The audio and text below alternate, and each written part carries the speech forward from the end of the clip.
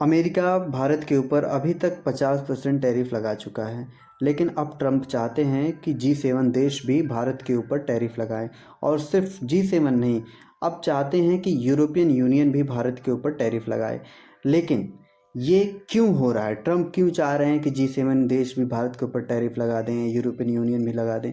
इनका मोटा मोटा ऊपर से जो इनका कहना है कि भारत और चाइना जो हैं वो रशिया से रशियन ऑयल परचेज़ कर रहे हैं, जिससे रशिया को फंडिंग हो रही है यूक्रेन में वॉर लड़ने के लिए। लेकिन ये सारी बातें कहने की बात है, असली बात ये नहीं है।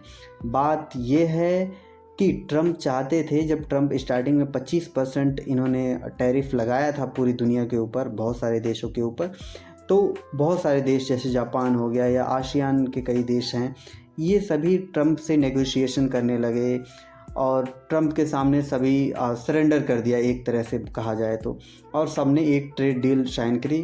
ट्रम्प की सारी बातें इन्होंने मान ली।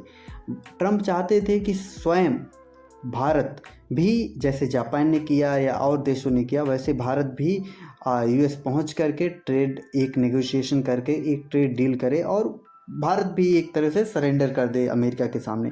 लेकिन ये जो टैक्टिक थी टैरिफ की, ये ट्रम्प का काम नहीं किया भारत के ऊपर। उसके बाद में इन्होंने फिर से 25% लगाया, टोटल 50% टैरिफ लगा दिया। उसके बाद में ट्रम्प ने बहुत सारी बातें बोली, यहाँ तक कि ट्रम्प ऑपरेशन सिंदूर के बारे में भी बात करने लगे। उन्होंने कहा कि भारत और पाकिस्तान के बीच में हमने सीज़ फायर करवा दिया, जो कि भारत के प्रधानमंत्री स्वयं पार्लियामेंट में खड़े होकर के इस बात का खंडन कर दिया कि किसी भी विदेशी देश ने कोई भी ऑपरेशन सिंदूर के दौरान कोई भी सीज़ फायर नहीं कराया। पाकिस्तान के द्वारा पाकिस्तान ने फ़ोन किया था इंडियन आर्मी के पास में, इंडियन आर्मी ने उसके बाद में डिसाइड किया कि हाँ, अब हमें जो करना था वो हमने अचीव कर लिया, अब हम सीज़ फायर कर देते हैं। और इस चीज़ को लेकर कि अमेरिका ने सीज़ फायर करवाया है भारत पाकिस्तान के बीच में, ट्रम्प तकरीबन 25 से 27 या 30 बार ये बात बोल चुके हैं। ट्रम्प चाहते थे कि ऐसा प्रेशर बना करके भारत के ऊपर, और भारत को हम अपना डिफेंस प्रोडक्ट बेचें। जैसे F-35 के लिए वो कैंपेनिंग कर रहे थे या बहुत सारी लोगों से बातें करवा रहे थे कि भारत के लिए अभी बहुत ज़्यादा ज़रूरी है कि भारत को F-35 की आवश्यकता है, क्योंकि चाइना के पास स्टेल्थ फाइटर जेट है और भारत के पास नहीं है, तो भारत को लेना चाहिए। तो अब लेकिन भारत ने रिजेक्ट तो नहीं किया, लेकिन मुझे लगता है कि, या भारत के और लोगों को लगता है कि अब भारत F-35 तो लेने वाला है नहीं, क्योंकि एक ट्रस्टेड पार्टनर अमेरिका है नहीं भारत के लिए।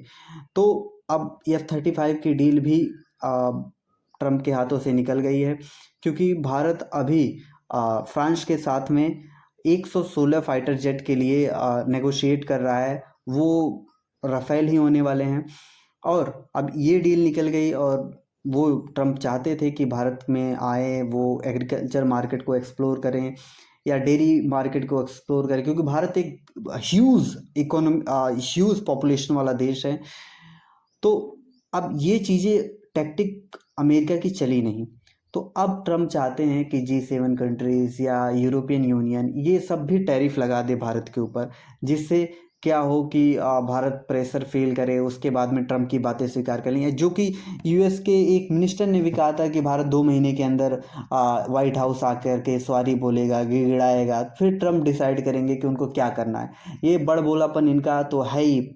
रही बात G7 की टैरिफ की, तो अभी जैसे हमने बात करी है कि फ्रांस भारत के साथ में राफेल की डील के लिए नेगोशिएट कर रहा है, जो कि 2 लाख करोड़ की डील होने वाली है। तो फ्रांस अभी टैरिफ नहीं लगा सकता, किसी भी कीमत पे वो भारत के ऊपर टैरिफ नहीं लगाएगा, क्योंकि अगर वो टैरिफ लगाता है तो उसके हाथ से ये डील चली जाएगी। जर्मनी अभी भारत के साथ में एक ट्रेड डील को लेकर के नेगोशिएट कर रहा है, तो अब जर्मनी भी ये नहीं चाहेगा कि ये नेगोशिएशन बीच में रद्द हो जाए और जिससे हमारी जो एक ट्रेड डील होने वाली है वो कैंसिल हो जाए।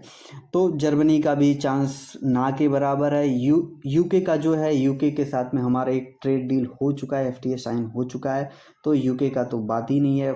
जापान एक हमारा एक ट्रस्टेड ट्रेडिंग पार्टनर है, और जापान हमारे ऊपर टैरिफ तो नहीं लगाएगा। बाकी 1-2 देश हैं, कनाडा हो गया, इटली हो गया, तो उससे हमें ज़्यादा कुछ फ़र्क नहीं पड़ने वाला है।